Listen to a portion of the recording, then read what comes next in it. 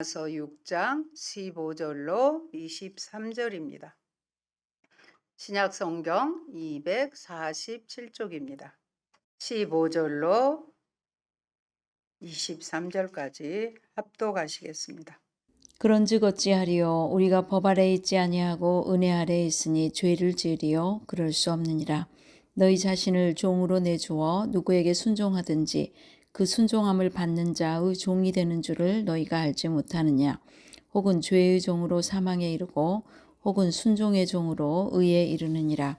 하나님께 감사하리로다. 너희가 본래 죄의 종이더니 너희에게 전하여 준 바 교훈의 본을 마음으로 순종하여 너희 육신이 연약함으로 내가 사람의 예대로 말하노니 전에 너희가 너희 지체를 부정과 불법에 내주어 불법에 이른 것 같이 이제는 너희 지체를 의에게 종으로 내주어 거룩함에 이르라.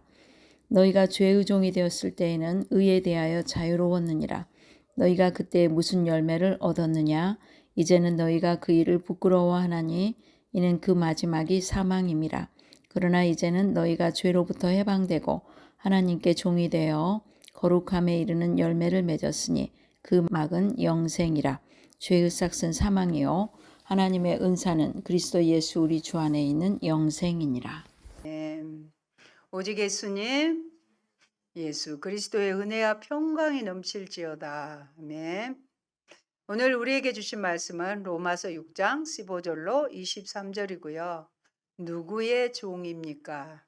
누구의 종입니까라는 설교의 제목입니다. 하나님은 말씀으로 온 우주를 창조하셨습니다. 그래서 우리가 하나님을 닮아간다는 것은 우리의 말이 하나님의 말씀을 닮아간다는 의미입니다. 하나님의 말씀을 닮아간다는 의미는 하나님이 말씀을 통해 새로운 생명을 만들어내시고 그 생명을 더욱 굳건히 세우시고 덕을 세우고 살리신 것처럼 우리도 창조하고 생명을 주고 다른 사람들을 세우는데 말을 사용한다는 것입니다.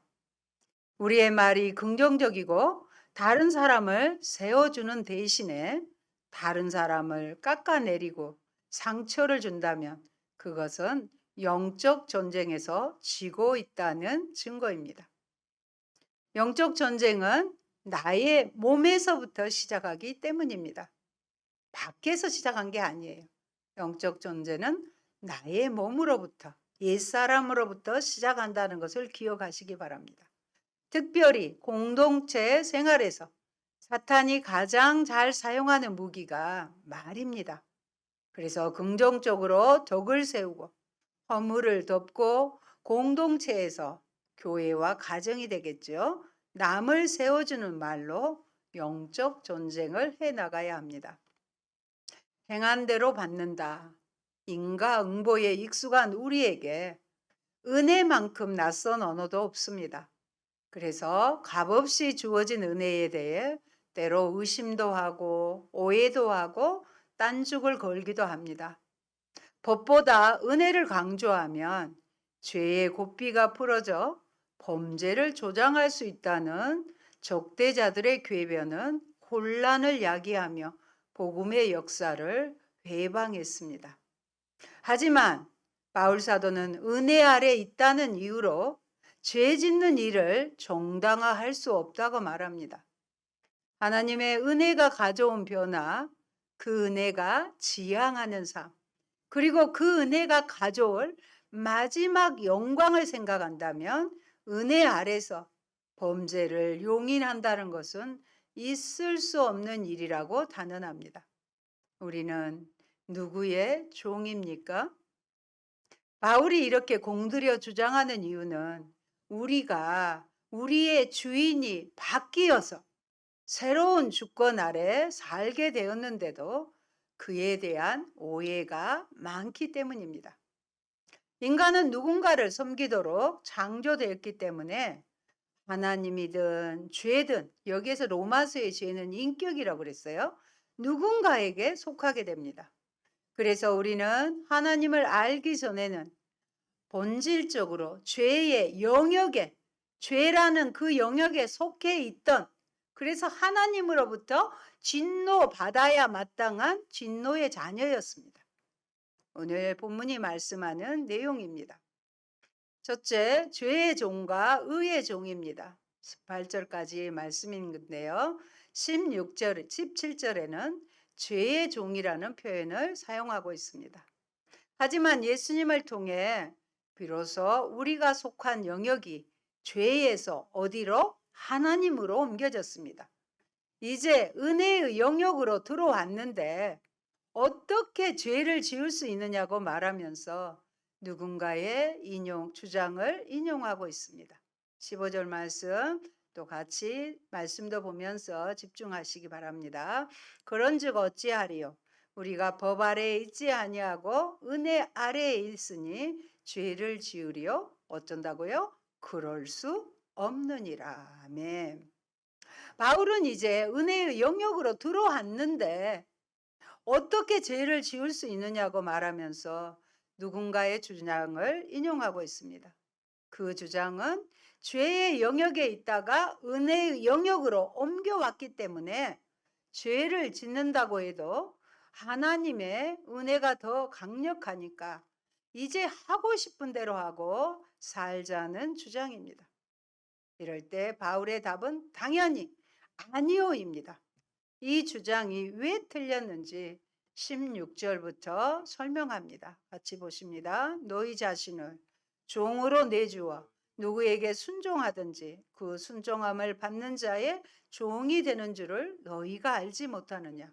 혹은 죄의 종으로 사망에 이르고 혹은 순종의 종으로 의에 이르느니라. 여기 보면 종이 두 가지가 나오죠. 죄의 종이 있고 순종의 종이에요.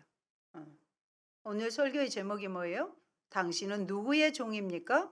죄의 종입니까? 순종의 종입니까? 하는 말씀입니다.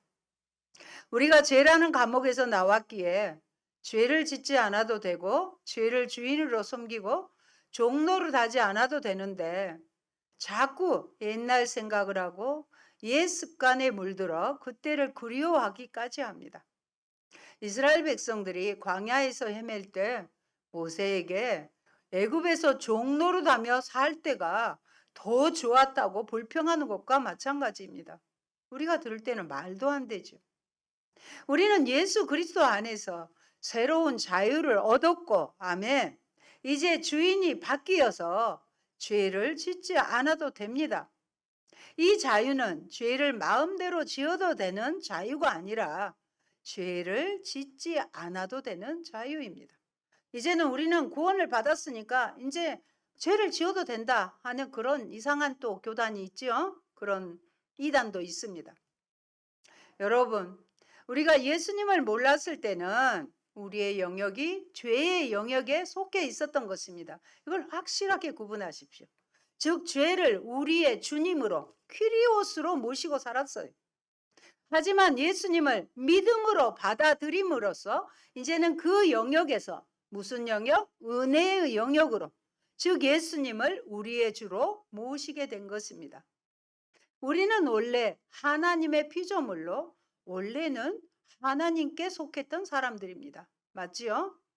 그런데 우리의 반역으로 인해 하나님을 떠나 죄의 영역으로 옮겨간 것입니다. 문제는 죄의 영역을 떠나 은혜의 영역으로 들어와서도 죄를 주로 모시고 죄에게 순종하려는 성향이 우리에게 남아 있다는 사실입니다. 죄에서 해방을 받아 의의 종이 되었는데 자기 정체성을 모르고 계속 죄의 종으로 남아 있으려 합니다. 이걸 또 사탄이 이용하죠. 확신이 없으니까 자꾸 의심을 하게 하는 것입니다. 바울은 그렇게 사는 것은 말도 안 된다고 강조합니다. 죄의 영역에 있을 때는 우리가 특별히 노력하지 않아도 죄에게 순종하는 일은 쉬운 일이었습니다. 마치 담배나 술을 익숙하게 피우거나 마신 사람에게 담배를 피우거나 술을 먹는 것은 어렵지 않습니다. 그런데 갑자기 담배를 끊으라고 하면, 술을 끊으라고 하면 그것은 참으로 어려운 일이 됩니다. 따라서 은혜의 영역으로 들어오면 모든 것을 새롭게 시작해야 합니다. 요즘에 저는 수영이 늘지 않아 새로운 반으로 옮겼더니 강사분이 발차기부터 요구하는 것이 쉽지 않고 굉장히 힘듭니다. 그전에는 적당히 나의 방법대로 했다면 이제는 그전의 자세들을 고치려고 하니 힘든 것과 같은 것입니다. 마치 이 새로운 삶은 그동안 살아온 삶처럼 자연스럽지 않습니다. 저절로 되지 않고 노력과 훈련이 필요합니다. 은혜의 영역으로 들어와 모든 것을 새롭게 바꾸는 뼈를 깎는, 여러분 뼈 안 깎아봤잖아요. 뼈를 깎는 훈련 과정이 필요한 거예요. 마치 교도소에 오래 있다, 몇십 년 있다 나온 사람이 사회에서 살아가는 방법을 처음부터 다시 배워야 하는 것처럼 말입니다. 그 과정은 공동체에서, 우리 가정이나 교회에서 일어나게 디자인되어 있습니다. 공동체에 속해서 여기저기 때로 부딪히고 실수도 하면서 이 새로운 삶의 형식, 삶의 모양, 삶의 자유를 이제는 배워나가야 합니다. 여러분, 사실 이스라엘 백성들이 애굽에서 나와 광야에 머물 때 했던 불평을 이해할 수 있습니다. 이스라엘 백성의 불평이 바로 이 자유에 대한 것이었습니다. 그들은 400년 동안 노예로 살았는데 애굽의 노예로 살 때는 어떻게 보면 편했습니다. 육체적인 고통은 있을 망정 편했을 수도 있습니다. 노예로 살 때는 자신이 무엇을 결정하고 책임질 필요가 없었습니다. 그저 주인이 시키는 대로 하면 될 뿐 노예에게는 아무런 책임도 없습니다. 그런데 은혜의 영역으로 들어온 우리에게도 전에 모시던 죄라는 주인, 죄가 주인이에요. 죄라는 주인과 지금 모시는 하나님은 너무나 다릅니다. 죄란 놈은 막 우리를 억압하고 얽어매고 자유를 속박했다면 우리의 새로운 주인이신 하나님은 무엇을 강요하지도 두려움으로 몰아넣지도 않고 매우 신사적인 인격적인 분이십니다. 우리를 자녀이고 친구이기 때문에 우리에게 이거 되라 저거 되라 하시지 않고 오히려 우리 마음 안에서 자발적으로 판단하고 결정할 여지를 주십니다. 또한 그렇게 할 수 있는 능력도 주시는 것입니다. 그래서 예수님을 주님으로 주인으로 모시고 사는 것은 자유를 동반한 순종입니다. 자유를 동반했지만 방임이 아니라 내버려 두는 게 아니라 순종이라는 것입니다. 하나님이 원하시는 것은 자발적인 신앙을 요구하십니다. 자발적인 순종을 요구하셔요. 사랑으로 하는 것을 요구하십니다. 17절에 나와 있는 것처럼 마음으로부터 순종하는 것입니다. 우리 17절 다 같이 보실까요? 하나님께 감사하리로다. 너희가 본래 죄의 종이더니 너희에게 전하여 준 바 교훈의 본을 마음으로 순종하여. 죄의 종이었는데 이제는 마음으로 순종하는 자가 되게 하였다는 것입니다. 자신의 자유를 사용해서 이제는 우리의 마음으로 결정하고 결단하고 예수님을 따라가는 삶이 되는 것입니다. 19절 말씀은 거룩함에 이르라입니다. 19절 같이 보실까요? 너희 육신이 연약함으로 내가 사람의 예대로 말하노니 전에 너희가 너희 지체를 부정과 불법에 내주어 불법에 이른 것 같이 이제는 너희 지체를 의에게 종으로 내주어 거룩함에 이르라. 마지막 결론이 나와 있습니다. 너희의 지체를 의에게 종으로 내주어 거룩함에 이르라는 것입니다. 이제 우리가 할 일은 우리의 지체를 의의 종으로 들여 거룩함에 이르는 것입니다. 거룩함은 다르다라는 의미입니다. 달라요. 하나님이 내이기에서 나 하나님 여호와가 거룩하니 너희도 거룩하라는 말씀을 하셨는데 이걸 간단히 말하면 달라지라는 것입니다. 달라지라는 거예요. 전에 죄의 종으로 살 때의 모습과 이제는 은혜의 종으로 사는 모습이 완전히 달라야 하기 때문입니다. 바울이 자신이 세운 여러 공동체에서 여러 교회에서 계속해서 말하는 거룩은 크게 두 가지 사실과 연결되어 있습니다. 첫째는 예수님과 직접 연결되어 있습니다. 왜냐하면 우리가 달라질 수 있는 근거가 뭘까요? 예수님과 떨어져서는 생각할 수 없기 때문입니다. 예수님을 만나는 순간부터 우리는 거룩해질 수 있습니다. 언제부터요? 예수님을 인격적으로 만나는 순간부터, 말씀 대신 예수님을 만나는 순간부터 우리는 거룩해지는 것입니다. 둘째는 성령과 연결되어 있습니다. 예수님을 믿어서 거룩해지기 시작했다면 순종을 통해 계속 거룩해질 수 있는 힘을 성령으로부터 나옵니다. 성령님께서 그런 힘을 공급해 주십니다. 공동체 안에 역사하는 성령을 통해 성도들이 거룩해지는 과정입니다. 성령은 교회를 거룩하게 하는 교회의 영이 되십니다. 사랑하는 여러분, 우리는 두 주인을 섬길 수 없습니다. 죄의 종이든 의의 종이든 둘 중 하나입니다. 성도들은 은혜의 지배 아래 있기에 더 이상 죄를 주인으로 섬기며 살지 않습니다. 옛 주인의 굴림도 허용하지 않습니다. 출애굽의 역사가 보여주듯 구원은 자유를 향한 요정입니다. 억압에서 자유를 향한 요정이에요. 하나님이 아들의 죽음을 통해 우리에게 주신 자유는 내 욕망을 채우는 불의한 방종이 아니라 진리 안에 거하며 의의 종으로 누리는 자유입니다. 말씀 안에 의의 종으로 누리는 자유라는 것입니다. 사실 자유가 주어진다는 것은 피곤한 일입니다. 그냥 정해진 대로 따라가면 편할 때 일일이 정하고 자신의 의지를 사용해서 살아가야 하기 때문입니다. 그 자유는 죄의 소욕을 기쁘게 하는 자유가 아니라 진리 안에 거하여 의의 종으로서 누리는 자유입니다. 죄의 소욕을 기쁘게 하는 자유가 아니라 하나님의 뜻에 기꺼이 자발적으로 순복하는 자유입니다. 그런데 하나님은 새롭게 살아가는 삶을 우리의 의지와 선택에 맡긴 채 고아처럼 버려두고 가만히 팔짱 끼고 계시는 분이 아닙니다. 우리가 할 수 있도록 능력을 주시고 도움도 주십니다.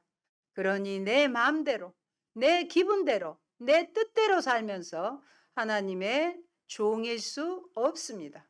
내 말이 아니라 내 삶이, 입의 입술이 아니라 나의 삶이 내가 누구에게 속한 자인지를 드러낼 것입니다. 죄의 길과 거룩한 길입니다. 두 길밖에 없습니다. 죄의 종이 되어 부정한 길로 가든지 아니면 순종의 종이 되어 거룩한 길을 가든지 둘 중 하나입니다. 사도는 죄의 노예로 살던 부끄러운 옛 삶을 추억하지 말고 의의 종으로 거룩한 삶을 추구하라고 촉구합니다. 이제 우리가 할 일은 우리의 지체를 의의 종으로 들여 거룩함에 이르는 것입니다. 달라지라는 말씀입니다.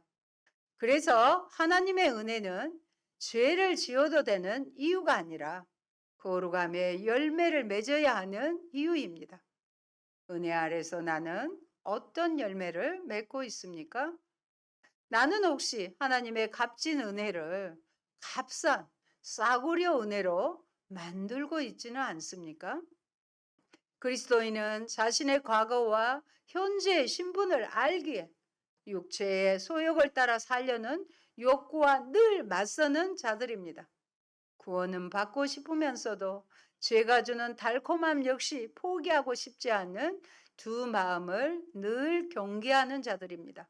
그렇기에 뒤를 돌아보는 자는 하나님 나라에 합당치 않고 뒤로 물러가면 하나님의 기쁨이 될 수 없습니다. 내 맘대로 살다가 죄로 허덕이던 삶은 이제 지나온 날들로 충분하지 않습니까? 20절로 23절은 죄의 삭과 하나님의 선물입니다. 죄의 삭은 사망이요 하나님의 선물은 영생입니다. 20절로 23절 또 같이 보십니다. 너희가 죄의 종이 되었을 때에는 의에 대하여 자유로웠느니라. 너희가 그때 무슨 열매를 얻었느냐? 이제는 너희가 그 일을 부끄러워하나니 이는 그 마지막이 사망임이라. 사망의 열매를 맺었어요. 그러나 이제는 너희가 죄로부터 예방되고 하나님께 종이 되어 거룩함에 이르는 열매를 맺었으니 이제는 거룩함의 열매 자체가 달라집니다. 그 마지막은 영생이라.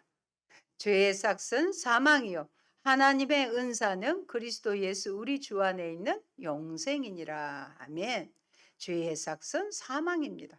하나님의 선물은 예수님 안에 있는 영원한 생명이라는 것입니다. 20절 말씀을 다시 말씀드리면 그때 섬기던 주인이 달라 어떤 열매를 맺었느냐고 묻고 있습니다. 부끄러운 열매로 그 생활의 마지막은 사망, 죽음이었습니다. 그러나 이제는 죄에서 해방되고 하나님께 종이 되어 거룩함에 이르는 삶의 열매를 얻게 되었습니다. 그 마지막은 종착역은 영원한 생명입니다. 죄의 삭은 사망입니다. 죄가 지불해주는 삭시 바로 죽음이라는 것입니다. 죄를 섬겨서 받는 마지막 삭은 영원한 죽음입니다. 하나님을 섬겨서 하나님이 주시는 것은 삭시 아니라 선물입니다. 이 선물은 그리스도 예수 우리 주 안에 있는 영생입니다. 영원히 하나님의 생명을 공유하는 것, 그것이 우리가 받을 선물입니다. 우리가 의롭다함을 받은 이후에 감사함의 참 반응으로 사는 거룩한 삶을 자꾸 낡은 패러다임에 꾸겨 넣어 이해하려고 하기 때문에 오해가 생기는 것입니다. 여러분, 성도로서 자신의 행위를 거룩하게 하려는 이유는 삭을 받기 위함이 아니라 하나님의 은혜를 생각하면 나올 수밖에 없는 합당한 행위입니다. 두 길의 결과는 극명하게 갈립니다. 자기 만족을 따라 살아온 길이 자기의 인생이 되고 그 길에 대해 스스로 책임져야 할 때가 반드시 올 것입니다. 죄는 폭군처럼 자신을 추종하던 영혼을 유린하다가 마지막에 사망이라는 혹독한 삭을 지불할 것입니다. 죄를 섬겨서 받는 마지막 삭은 영원한 죽음입니다. 여기서 바울은 죄를 지어서 받는 형벌이 죽음이라는 것을 강조하는 것이 아닙니다. 주인이 죄라는 놈이 종에게 지불하는 급료, 월급이 죽음이라는 것입니다. 죄를 위해 일하고 마지막에 받은 보상이 영원한 죽음이라는 것입니다. 얼마나 억울한 삶입니까? 하지만 하나님은 은혜를 수용하고 진리에 순종하는 자들에게 영원한 생명과 영광을 약속하십니다. 하나님을 섬겨서 하나님이 주시는 것은 삭시 아니라 선물입니다. 이 선물은 그리스도 예수 우리 주 안에 있는 영생입니다. 영원히 하나님의 생명을 공유하는 것, 그것이 우리가 받을 선물입니다. 영원히 하나님의 생명을 공유하는 것, 그것이 하나님의 노예가 받는, 순종의 종이 받는 선물인 것입니다. 죄가 주는 것과 하나님이 주는 것은 그래서 근본적인 방법과 패러다임의 차이가 있습니다. 죄의 패러다임은 자기가 쌓은 업적으로 급료를 받는 것이라면 하나님의 패러다임은 자기가 한 것에 대해 아무것도 없는데 받는 선물입니다. 그러므로 말씀으로 통치하시는 하나님께 복종하는 기회에 다시 살고 심판을 피할 길은 없습니다. 그리스도인은 마지막을 생각하며 오늘을 사는 사람들입니다. 진리와 영생을 확신하며 쉼없이 다가오는 죄의 소욕에 굴복하지 말고 이 땅의 유혹을 물리치며 사십시오. 힘든 것도 현실이지만 영생의 약속도 분명한 현실입니다. 나를 더럽히면서까지 누릴 수 있는 더 나은 삶은 없습니다. 의의 멸망과 거룩함을 요구하지 않는 천박한 복음과 값싼 은혜를 멀리 하십시오. 사랑하는 성도 여러분, 하나님께 순종하는 사람이 의의 종입니다. 누구에게 순종하며 사는 자가 우리의 신분과 소속을 증명합니다. 죄를 섬겨서 사망을 받을지, 하나님을 섬겨서 영생을 받을지 묻습니다. 하나님의 종이라고 고백하는 사람이 아니라 실제로 하나님께 순종하는 사람이 하나님의 종입니다.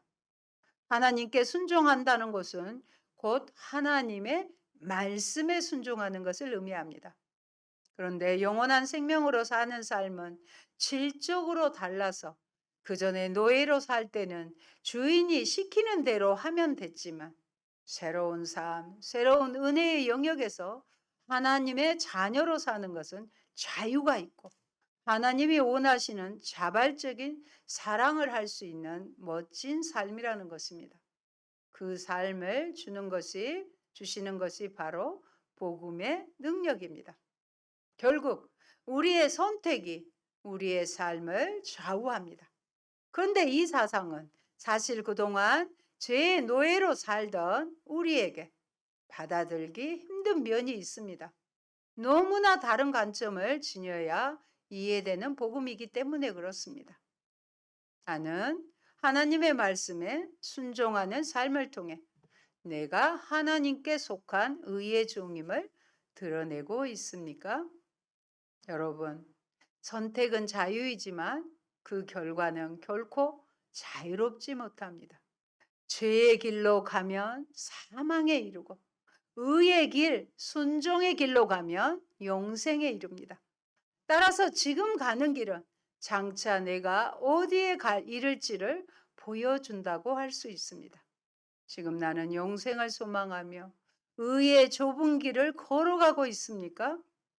하나님의 은혜는 우리를 죄의 굴레에서 벗어나지 못하게 하는 무기력하고 초라한 은혜가 결코 아닙니다.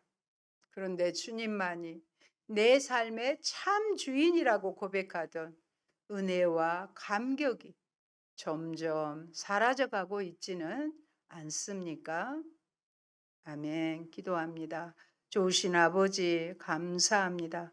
우리는 원래 하나님의 모양과 형상으로 하나님께 속한 자들이었습니다. 그러나 범죄함으로 죄의 영역에 속하여 죄의 종노릇하며 죄가 시키는 대로 마지막 사망을 향해 달려가던 우리를 하나님께서 은혜의 영역, 의의 종으로서의 영역으로 옮겨주셔서 거룩함에 이르게 하시고 마지막은 순종을 통해 영원한 생명을 주심을 감사합니다.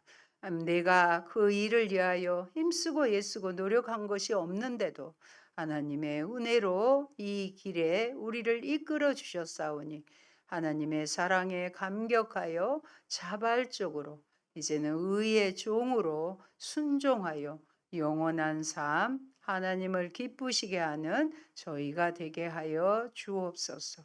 날씨가 무척 무덥고 뜨겁지만 하나님의 주신 은혜가 더 클 것을 기대하며 넉넉히 이겨가는 저희가 되게 하옵소서.